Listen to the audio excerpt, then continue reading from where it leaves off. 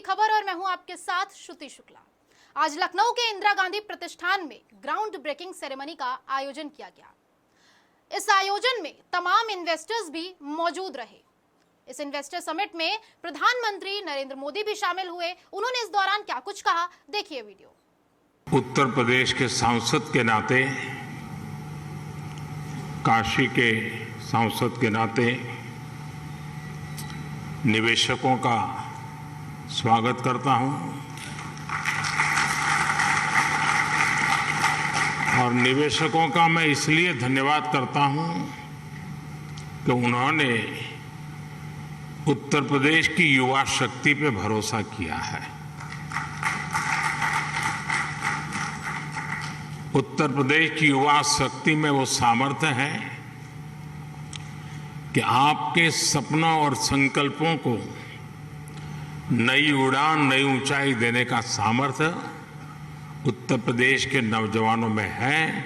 और आप जिस संकल्प को लेकर के आए हैं, उत्तर प्रदेश के नौजवानों का परिश्रम, उनका पुरुषार्थ, उनका सामर्थ्य, उनकी समझ, उनका समर्पण आपके सभी सपने, संकल्पों को सिद्ध करके रहेगा, ये मैं आपको विश्वास दिलाता हूं।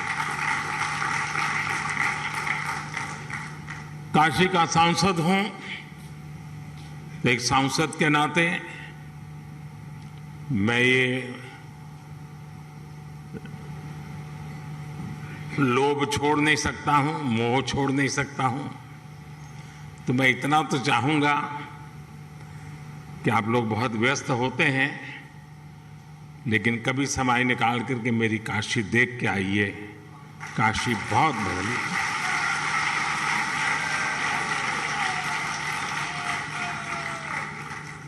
काशी बहुत बदल गई है। विश्व की ऐसी नगरी अपनी पुरातन सामर्थ्य के साथ नए रंग रूप में सज सकती है।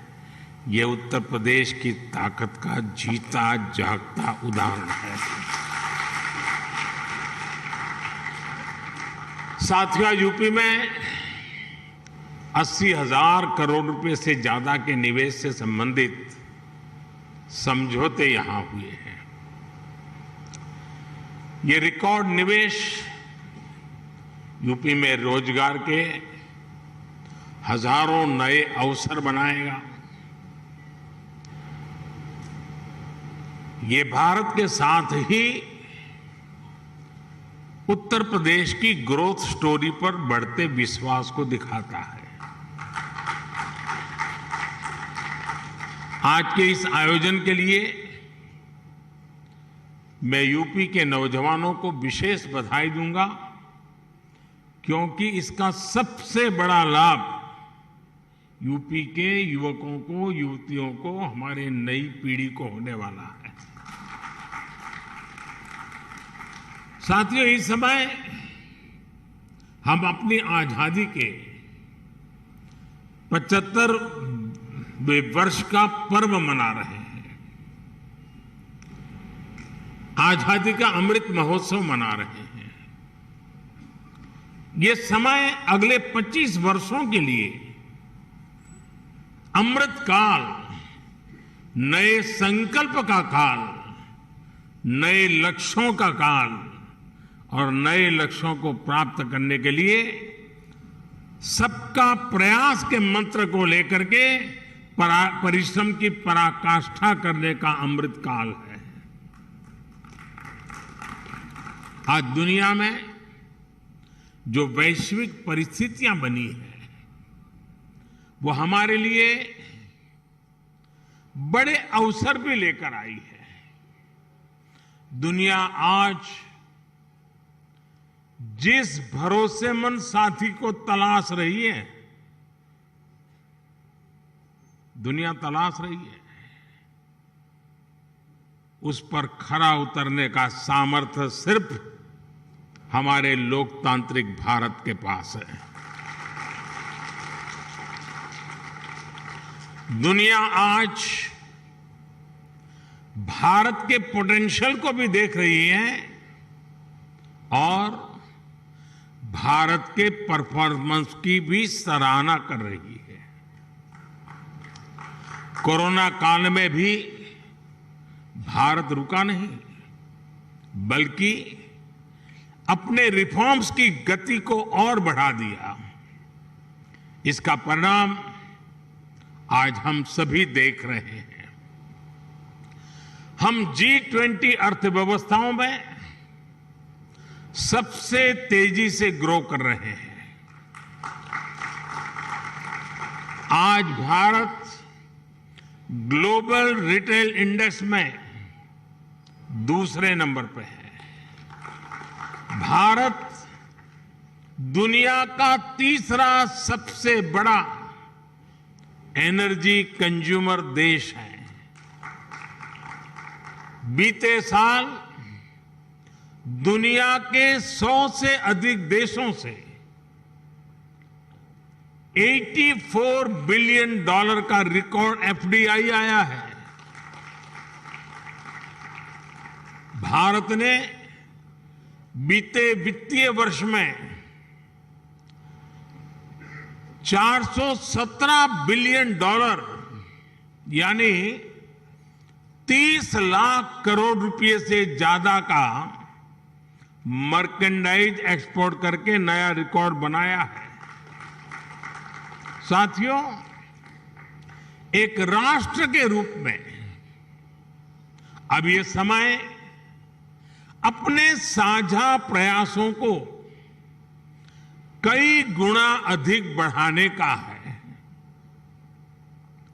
ये एक ऐसा समय है जब हम अपने फैसलों को सिर्फ 1 साल या 5 साल को देखते हुए सीमित नहीं रख सकते। भारत में एक मजबूत मैन्युफैक्चरिंग इकोसिस्टम, एक मजबूत और डाइवर्स वैल्यू और सप्लाई चेन विकसित करने के लिए हर किसी का योगदान आवश्यक है। सरकार अपनी तरफ से निरंतर नीतियां बना रही है, पुरानी नीतियों में सुधार कर रही है।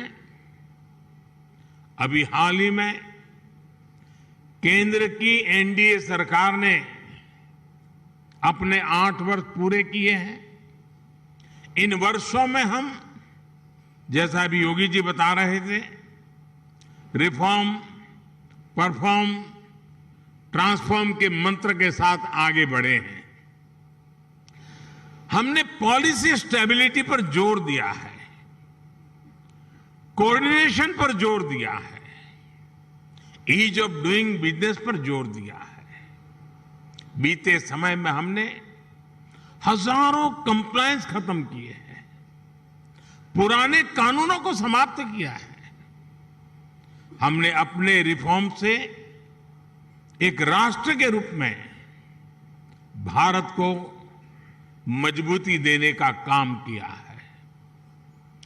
One nation, one tax, GST हो, वन नेशन, वन ग्रिड हो, one nation, one mobility card हो, one nation, one ration card हो, ये सारे प्रयास हमारी ठोस और स्पष्ट नीतियों का प्रतिबिंब है।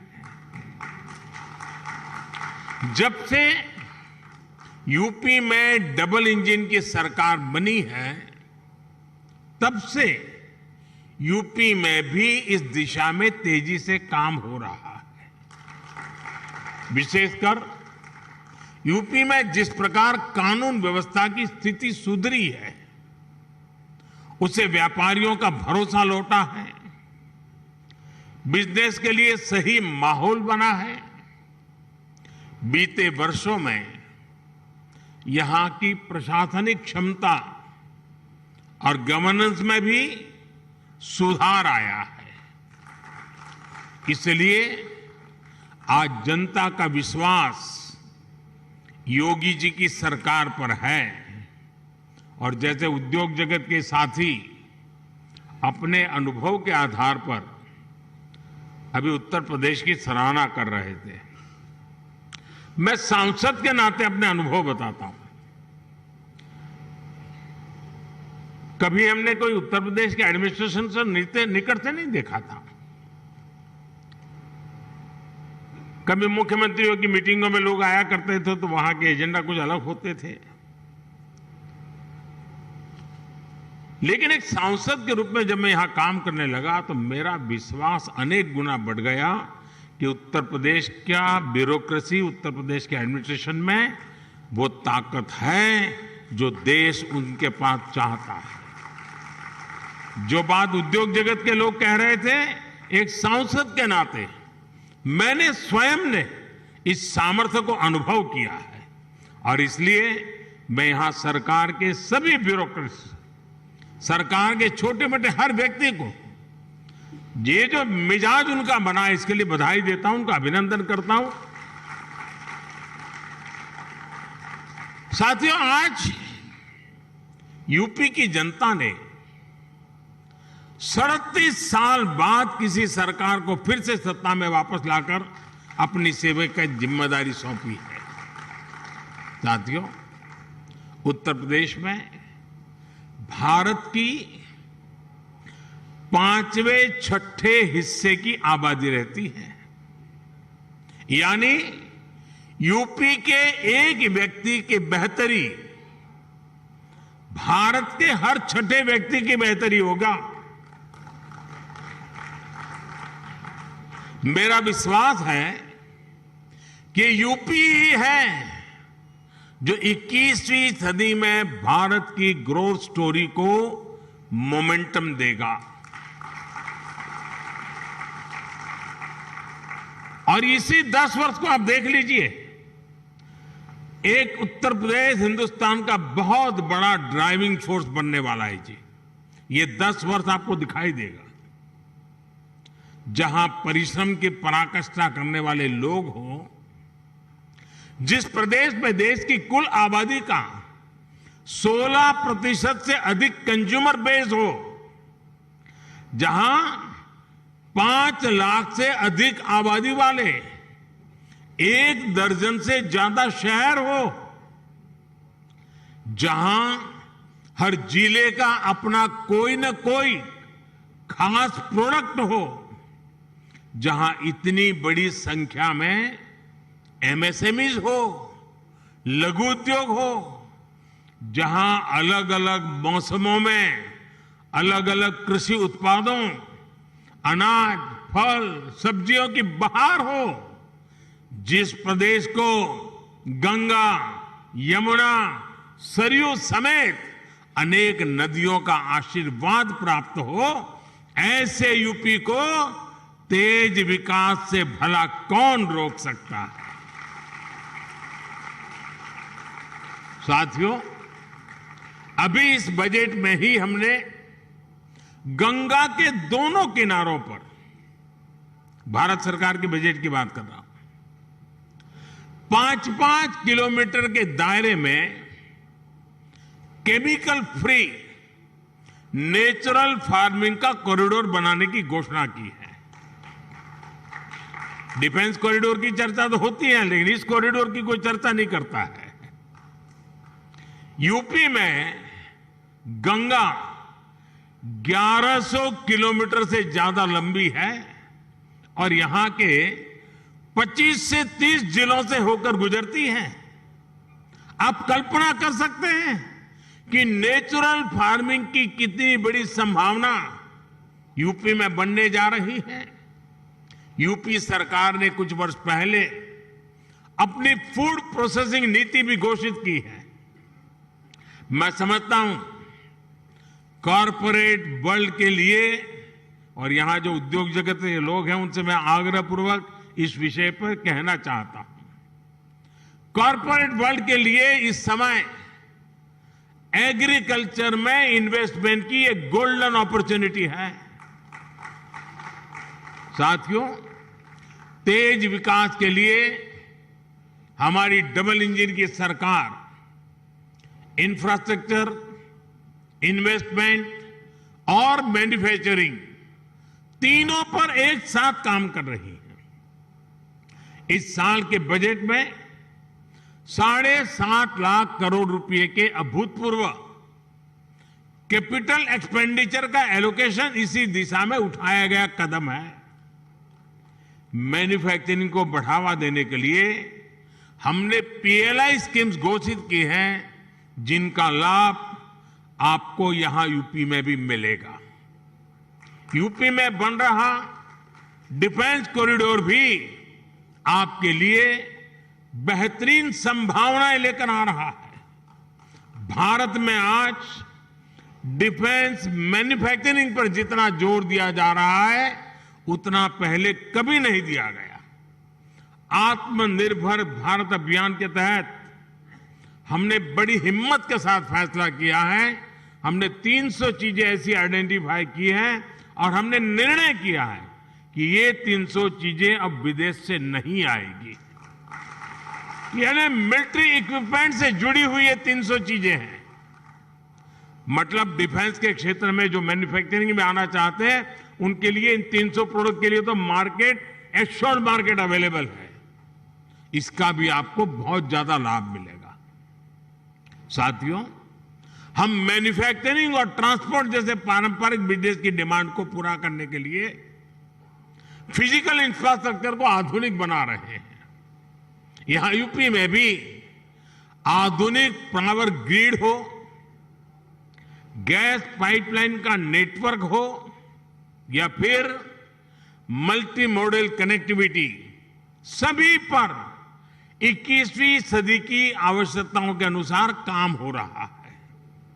आज यूपी में जितने किलोमीटर एक्सप्रेसवे पर काम हो रहा है, वो अपने आप में एक रिकॉर्ड है।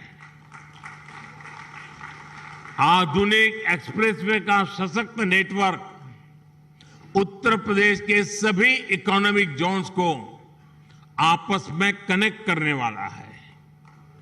जल्द ही ईपी की पहचान आधुनिक रेलवे इंफ्रास्ट्रक्चर के संगम के रूप में भी होने वाली है।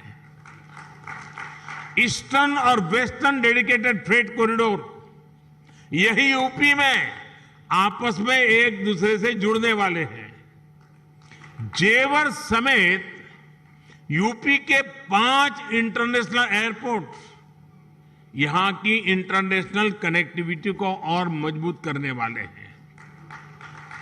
ग्रेटर नोएडा का क्षेत्र हो या फिर वाराणसी, यहां 2 multi modal logistic transport hub का निर्माण भी हो रहा है। इंडस्ट्रियल स्ट्रेटेजी के हिसाब से, लॉजिस्टिक के हिसाब से यूपी देश के सबसे आधुनिक इंफ्रास्ट्रक्चर वाले राज्यों में शामिल हो रहा है। यूपी में बढ़ती हुई ये कनेक्टिविटी और बढ़ता हुआ इन्वेस्टमेंट यूपी के युवाओं के लिए अनेक नए अवसर लेकर आ रहा है। साथियों, आधुनिक इंफ्रास्ट्रक्चर के निर्माण में गति आए, इसके लिए हमारी सरकार ने पीएम गति शक्ति नेशनल मास्टर प्लान बनाया है। एक केंद्र सरकार, राज्य सरकार, अलग अलग विभाग, अलग अलग एजेंसियां, इतना ही नहीं, स्थानीय स्वराज की संस्थाओं तक को, सभी को एक साथ जोड़ना, उसी प्रकार से प्राइवेट सेक्टर, बिजनेस से जुड़े संस्थानों को एक प्लेटफॉर्म पर लाने का काम ये पीएम गति शक्ति योजना के द्वारा हो रहा है। इस प्लेटफॉर्म के माध्यम से किसी भी प्रोजेक्ट से जुड़े हर स्टेक होल्डर को रियल टाइम जानकारी मिलेगी। अपने अपने हिस्से का काम उसे कब तक पूरा करना है, उसकी प्लानिंग वो समय पर कर पाएगा।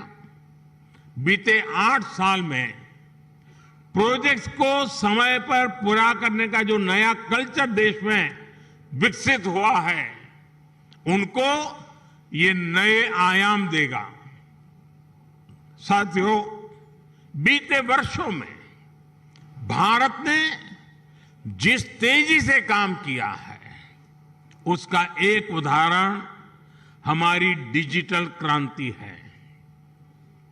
2014 में हमारे देश में सिर्फ 6.5 करोड़ ब्रॉडबैंड सब्सक्राइबर थे।